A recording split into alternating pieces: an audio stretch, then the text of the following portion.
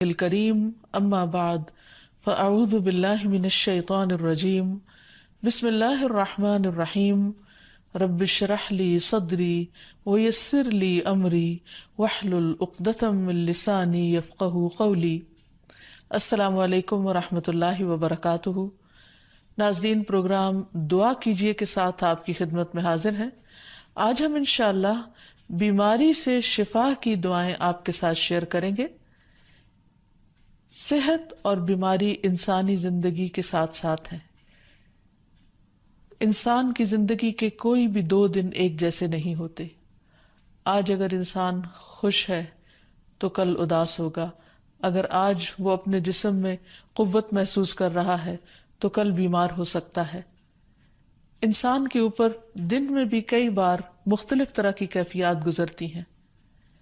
کبھی انسان روحانی طور پر، جذباتی طور پر بیمار ہوتا ہے اور کبھی انسان جسمانی طور پر بیمار ہو جاتا ہے۔ بیماری کی کیفیت صحت کی کیفیت سے مختلف ہوتی ہے اور ہر انسان اس کو محسوس کر سکتا ہے۔ ایسی صورت میں انسان کو دوا کے ساتھ ساتھ اللہ سبحانہ و تعالیٰ کی طرف رجوع کرنا چاہیے اور اپنے لیے خوب خوب دعائیں کرنی چاہیے۔ بعض اوقات بیمار خود اپنے لیے دعا نہیں کر سکتا تو بیمار کی عیادت کرنے والے اور بیمار کو دیکھنے والے، اس کے دوست، رشتہ دار، عزیز، اقربا اور ایون ہسپتال کا عملہ مریض کے لیے ایسی دعائیں پڑھ سکتا ہے جو اس کے لیے شفا یابی کا ذریعہ ہو سکتی ہیں۔ تو بات یہ ہے کہ انسان ہر حال میں اپنے رب کا محتاج ہے اور اسے اپنی ہر ضرورت کے لیے اپنے رب کی طرف رجوع کرنا چاہیے، اور خصوصاً قبولیت کے مواقع پر۔ رات کا پچھلا پہر اس کے لیے بہت مناسب ہے، جب اللہ سبحانہ وتعالیٰ بندوں کو پکارتے ہیں کہ ہے کوئی جو مجھ سے دعا کرے تو میں اس کی دعا قبول کر لوں، ہے کوئی جو مجھ سے سوال کرے تو میں اس کو جواب دوں، ہے کوئی جو مجھ سے استغفار کرے تو میں اس کو بخش دوں۔ تو جب انسان بیمار ہو، اور خصوصاً اگر ایسی بیماری کا شکار ہو کہ جس میں بظاہر شفا کی کوئی امید نہ ہو، تو اسے اور بھی زیادہ خشوع و خضوع کے ساتھ اور ایسے اوقات میں اللہ تعالیٰ کی طرف رجوع کرنا چاہیے کہ جلد از جلد صحت یابی ہو سکے۔ اور اس سلسلے میں کبھی بھی انسان کو اللہ تعالیٰ سے مایوس نہیں ہونا چاہیے۔ پھر یہ بات یاد رہے کہ جب انسان دعا کرے تو اس سے پہلے اللہ سبحانہ و تعالیٰ کی تعریف کے کلمات کہنا نہ بھولے۔ تو آئیے آج ہم آپ کو دعا کرنے سے پہلے کچھ نئے کلمات بتائیں گے جو اللہ سبحانہ و تعالیٰ کی حمد و ثنا پر مبنی ہیں۔ ربنا لک الحمد ملء السماوات والارض وملء ما شئت من شیء بعد اہل الثناء والمجد احق ما قال العبد وكلنا لك عبد اللهم لا مانع لما اعطيت ولا معطي لما منعت ولا ينفع ذا الجد منك الجد۔ اے ہمارے رب، تمام تعریفیں تیرے ہی لیے ہیں جن سے آسمان اور زمین بھر جائیں، اور اس کے بعد جو تو چاہے وہ بھی اس سے بھر جائے۔ تو ہی تعریف اور بزرگی کے لائق ہے۔ بندے جو کہتے ہیں تو ان کا سب سے زیادہ حقدار تو ہے، اور ہم سب تیرے بندے ہیں۔ اے اللہ، جسے تو عطا کرنا چاہے اس سے کوئی روک نہیں سکتا، اور جسے تو نہ دینا چاہے اسے کوئی دے نہیں سکتا، اور کسی مرتبے والے کی بزرگی تیرے سامنے کوئی فائدہ نہیں دے سکتی۔ یعنی اللہ سبحانہ وتعالیٰ کے علاوہ کوئی بھی اور ایسا نہیں ہو سکتا جو انسان کی مشکل کو آسان کر سکے۔ تو آئیے اس کے ساتھ ہم دیکھتے ہیں کہ بیماری کے اسباب کیا ہوتے ہیں، بیماریاں کیوں آتی ہیں۔ سب سے پہلی بات تو یہ کہ بیماری اللہ کے اذن سے آتی ہے۔ جب تک اللہ سبحانہ وتعالیٰ کا اذن نہ ہو، انسان پر کوئی کسی قسم کی مشکل آ نہیں سکتی۔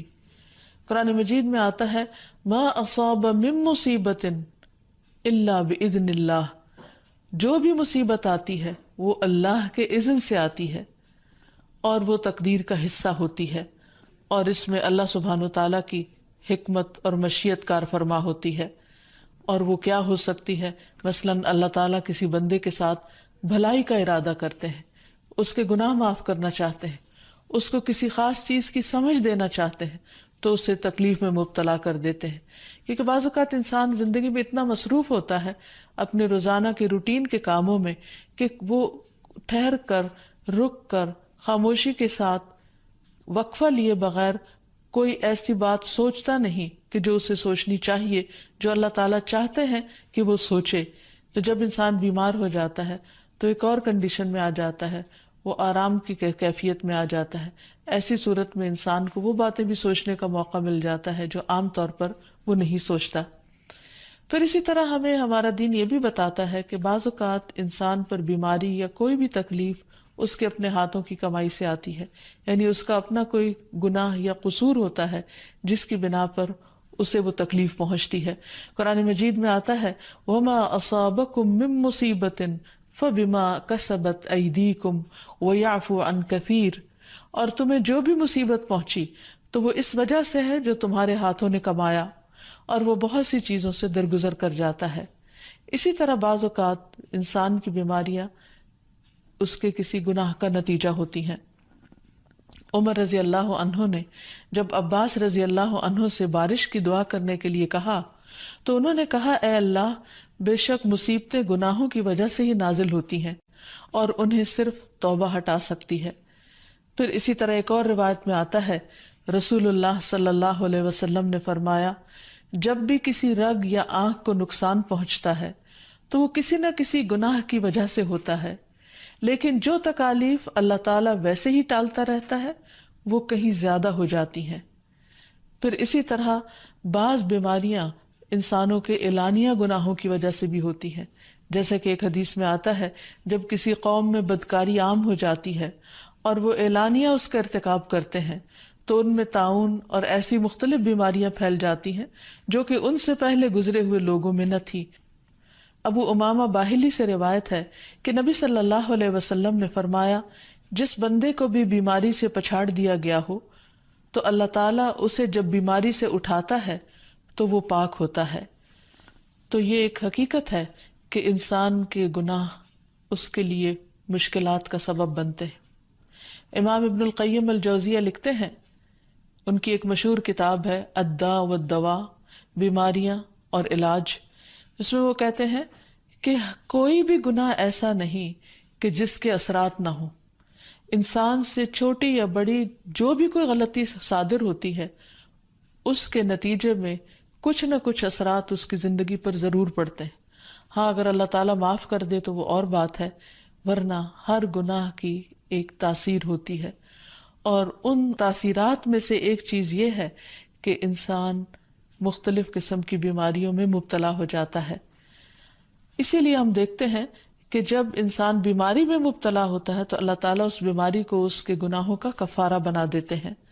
جیسے حدیث میں آتا ہے کہ جس مسلمان کو کانٹا چبھے یا اس سے زیادہ کوئی تکلیف پہنچتی ہے تو اللہ تعالیٰ اس کے ذریعے اس کے گناہوں کو اس طرح دور کر دیتا ہے جس طرح درخت سے اس کے پتے جھڑتے ہیں. تو اس سے ہمیں یہ پتہ چلتا ہے کہ بیماریوں کے آنے کے مختلف اسباب ہوتے ہیں. بیماری بہرحال جس بھی وجہ سے آئے، لیکن اصل چیز دیکھنے کی یہ ہے کہ مومن کا رویہ کیا ہے. مومن کو اگر کوئی کانٹا بھی چبھتا ہے تو وہ اس پر صبر کرتا ہے. اس لیے بیماری یا تکلیف کے آنے پر انسان کو اللہ سے راضی رہنا چاہیے، شکوہ نہیں کرنا چاہیے، کیونکہ جو اللہ سے راضی ہو جاتا ہے کسی آزمائش پر اللہ تعالیٰ بھی اس سے راضی ہو جاتا ہے. پھر اسی طرح اللہ تعالیٰ کا شکر ادا کرنا چاہیے،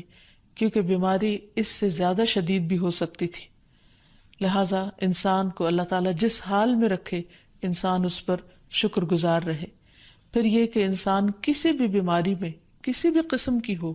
اور زندگی کے کسی بھی حصے میں ہو اس میں مایوس نہ ہو، پر امید رہے کہ بیماری دور ہو جائے گی. پھر اسی طرح اگر بیماری طول پکڑ جائے تو انسان کو گھبرانا نہیں چاہیے،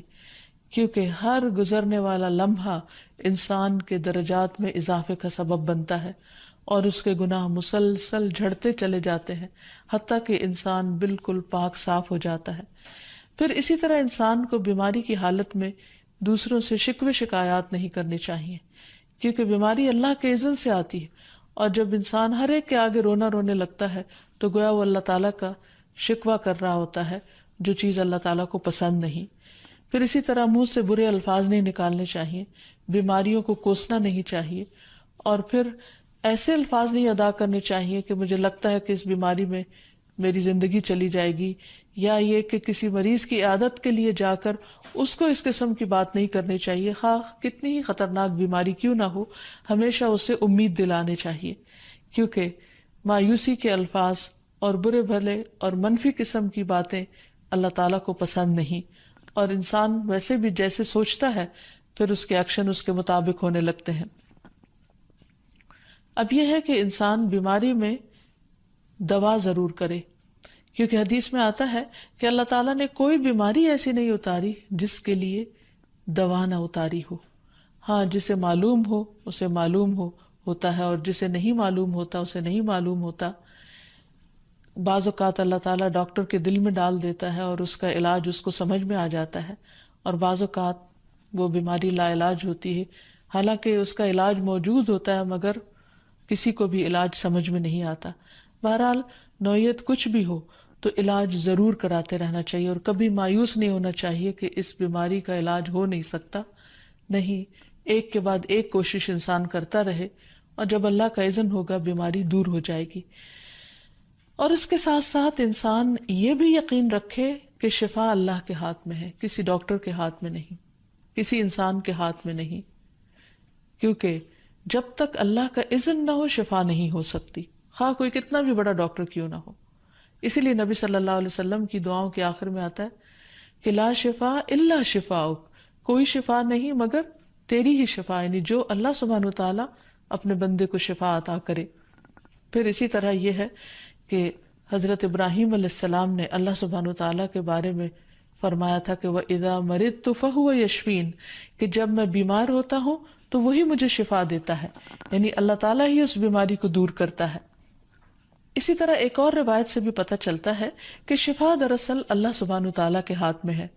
حضرت عائشہ سے مروی ہے کہ رسول اللہ صلی اللہ علیہ وسلم دم کیا کرتے تھے اور یہ دعا پڑھتے تھے، امسح البأس رب الناس بیدک الشفاء لا یکشف الکرب الا انت، اے لوگوں کے رب تکلیف کو دور کر دے، تیرے ہی ہاتھ میں شفا ہے، تیرے سوا اس کو دور کرنے والا اور کوئی بھی نہیں۔ پھر اسی طرح انسان جب کسی بیمار کی عادت کے لیے جائے تو اس پر بھی دعا پڑھے اور اس کے لیے دعا کرے۔ رسول اللہ صلی اللہ علیہ وسلم نے فرمایا، جو مسلمان کسی ایسے بیمار کی عیادت کے لیے اس کے پاس آئے جس کی موت کا وقت قریب نہ آیا ہو اور 7 مرتبہ یہ پڑھے، اسأل اللہ العظیم رب العرش العظیم ان یشفی فلانا من وجعہ، میں اس عظمت والے اللہ سے سوال کرتا ہوں جو عرش عظیم کا رب ہے کہ فلاں کو اس کی تکلیف سے شفا عطا فرمائے، تو اللہ عز و جل اسے شفا عطا فرما دیتا ہے۔ اور پھر ہم دیکھتے ہیں کہ تمام انبیاء اپنی بیماریوں میں، تکلیفوں میں اللہ تعالیٰ کو پکارتے تھے، جیسا کہ ایوب علیہ السلام کی دعا قرآن مجید میں آتی ہے، وَأَيُّوبَ إِذْ نَادَى رَبَّهُ أَنِّي مَسَّنِيَ الضُّرُّ وَأَنْتَ أَرْحَمُ الرَّاحِمِينَ فَاسْتَجَبْنَا لَهُ فَكَشَفْنَا مَا بِهِ مِنْ ضُرٍّ وَآتَيْنَاهُ أَهْلَهُ وَمِثْلَهُمْ معهم رحمة من عندنا وذكرى للعابدين۔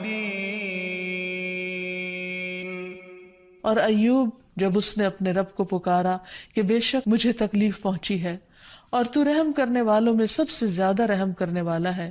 تو ہم نے اس کی دعا قبول کر لی، پس اسے جو بھی تکلیف تھی اسے دور کر دیا، اور اسے اس کے گھر والے اور ان کے ساتھ ان کی مثل اور عطا کر دیے، اپنے پاس سے رحمت کے لیے اور ان لوگوں کی یاد دہانی کے لیے جو عبادت کرنے والے ہیں۔ اسی طرح رسول اللہ صلی اللہ علیہ وسلم نے ایک اور موقع پر ایک صحابی عثمان بن ابی عاص الثقفی کو ایک دعا سکھائی۔ جب وہ نبی صلی اللہ علیہ وسلم کے پاس حاضر ہوئے،